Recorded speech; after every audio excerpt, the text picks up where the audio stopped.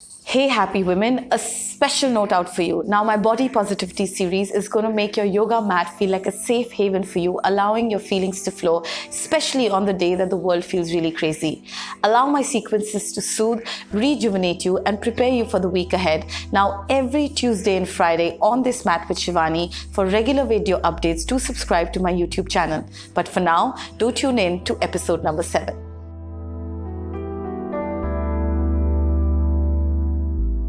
In this series, you will need the following props: a yoga bolster, yoga bricks, yoga blankets, a cotton yoga belt, rolled yoga mat, the chair. Let's begin by opening our hip and shoulders together.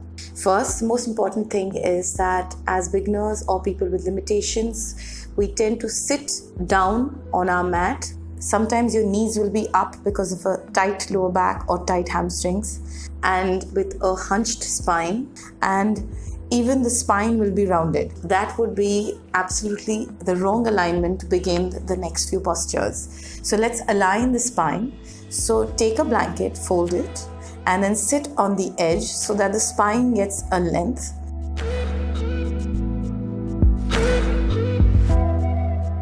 And your knees can drop down further, keeping your hip points nice and wide. Keep your head aligned and feel that you're sitting in a central axis, ready to begin your practice. Keep your collarbones wide, your shoulders rounded back, and let's understand what we can do with our legs in the first posture. There are typically 3 things you can do with your legs. One is to have a normal cross of the leg, where one foot is on the thigh. Or the second variation could be where you bring the heels of both your feet in the center and press your knees down to get a nice width in the hip. The third variation typically is an intense one and your hip is not too tight. Then what you can do is bring your right foot above your left knee and bring your left foot under your right knee to create a very nice square. Depending on your day, depending on the need of challenge, you can choose any variation of your legs. Now, once you're comfortable, you have found your comfort zone in the kind of fold you want in your legs. Let's begin with what we need to do with variation 1 with your arms. Now, open your arms out, palms facing up, crossing one arm over the other. Let your palms touch each other. Drive your elbows out, maintaining an awareness of a deep stretch from the upper back towards the deltoid. Now focus on your breath and keep the elbows lifted and draw your navel into the body and hinge forward to see a nice length in the spine through these arrows, making sure your buttock is not rising up with you. So keep it planted on that blanket firmly, pushing your hip points back. The idea is to stay in each of these variations for good 20 to 25 breath cycles. The focus in on exhalations and drawing your navel in as an instruction is an absolutely important cue for a beginner. Once you understand that you've achieved this beautiful stretch in the body, a nice opening in your upper back, you can release your arms and always come back very, very gently, walking your palms back and coming back aligned in the center. Now open your arms up again and bring the arm that was below on top, changing the arms for the same variation. Once again, you need to actually just fold forward and also remember to change your leg in the same asana. So, we are ready to be in this posture once again for a few minutes. Alright, coming back in the center after spending about 20 to 25 breath cycles with your arm change will be your variation number 1 of your arms. Also importantly, remember that whatever variation you're doing with your arms, you have to change the fold of your leg to repeat it on the other side as well always. Let there be nice silence and stillness in your hold and slowly come back, feeling a nice release in your shoulders and your upper back. Now, we're ready for variation 2. In variation 2, keeping the same fold of your leg, we are actually interlocking our palms behind our back, making sure we remember that cue about hinging forward, pressing our hip points back and lengthening our spine without hunching and rounding our upper back.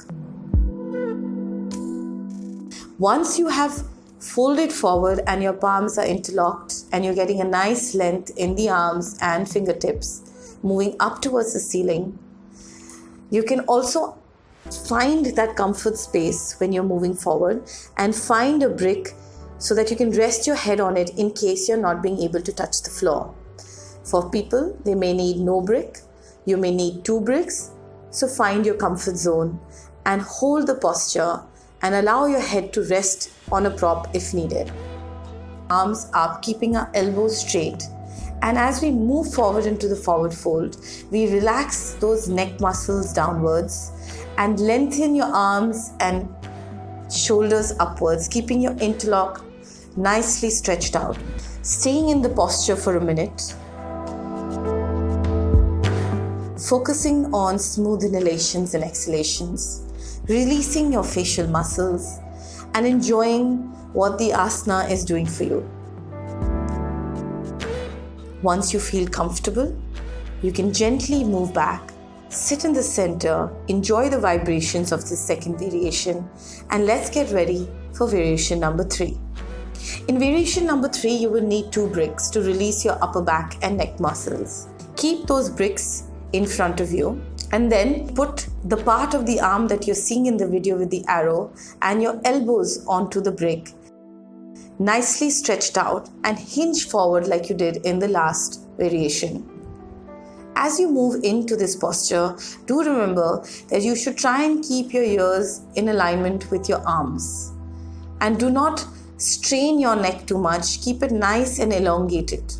Remember, the common mistake or common problem that arises is that people tend to lift their hip when they're moving forward in this particular variation. So keep your hip, buttocks and sitting bones very well grounded on that padding and feel a nice length in the side body moving forward. The traction of this will help you get a beautiful length in the spine as well. Once again, enjoy this asana for 1 or 2 minutes depending on the need of your challenge. Your palms are touching each other and they're behind your back to keep a nice feeling of release in your neck muscles. Holding, smooth exhalations, drawing in your navel, and relax. You can relax by lengthening your arms on the bricks and again be in that posture for a minute. Gently moving forward, stretching up a little more, and slowly coming back and release. Please do remember that we have only done all 3 arm variations with one side of the leg. Please do change the side of the leg after you finish one side and make sure you repeat all 3 variations on the other side as well. Now let's pull out a chair. Sitting on the chair, to release the hip further, we can cross one leg on the other and twist on the side of the folded leg.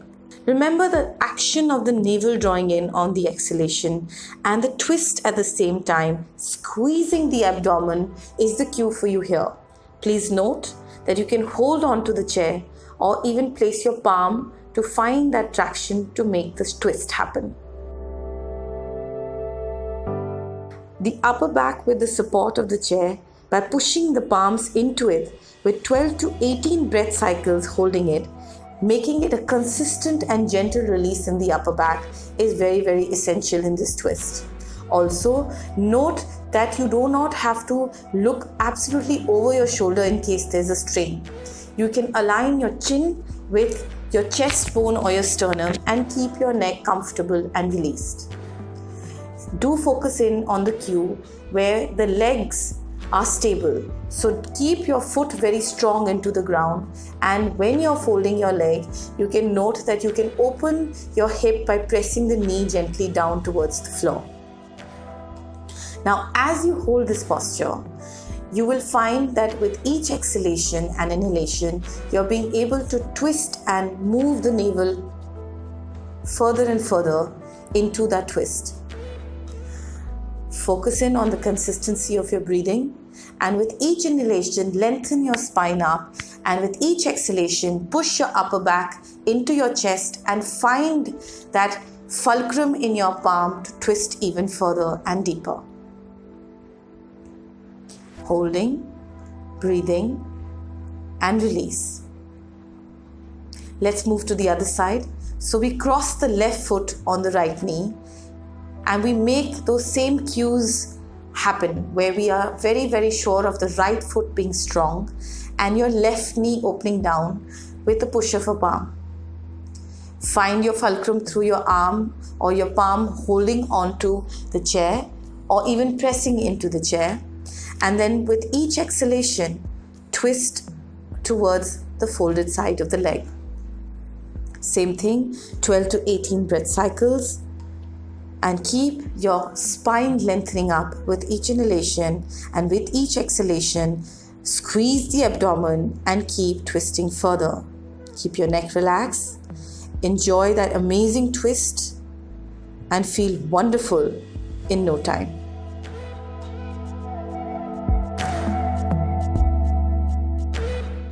Let's work with lengthening the spine in the next posture. We would continue to knead the chair. Measure a foot distance of your feet and gently turn your toes inwards and see that you're very, very strong on your feet. Clasp onto the chair with your palms or just keep them facing the chair, and then gently walk back to create a nice 90-degree angle with the spine. And lengthening the side body, you can either plant your side of your arms onto that chair or even hold onto the chair to feel a nice traction. Well, what you really need to remember is that your feet are strong and that you have moved forward from your hip points, pressing your upper thighs back. And if need be, you can keep a nice micro bend in your knees as well. The important thing is to keep pressing your upper thigh back and keep lengthening the side body forward at the same time. Once you feel you've achieved a stillness and an alignment of this, now make sure that your heart or chest is not sinking downwards, or your navel is not being thrown outwards, or your abdomen is not swelling downwards. So with each exhalation, keep that alertness to keep your ribs soft and into the body, and your navel also moving into the body. Enjoy that amazing length in the entire spine. Hold this posture for a good minute and feel a nice release in all the vertebrae and discs of your spine.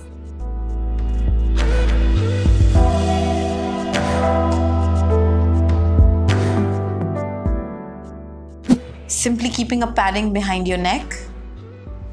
Bring your legs onto this chair, and if you notice, the back of the calves and the knees should be resting on that roll mat, on that chair.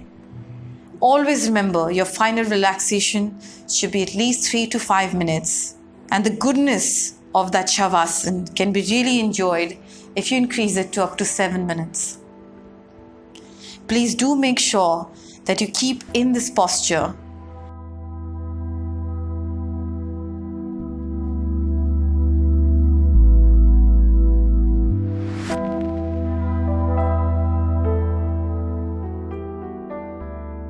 When you feel like coming out, bring your legs on one side, roll on one side, staying in the posture again for a good minute or two before you sit up. Thank you so much for joining me on this practice. See you in the next one. For regular video updates, you could subscribe to my YouTube channel and of course press the bell icon. You could also follow me on my Instagram and Facebook handles. And do remember, this is real yoga for real people.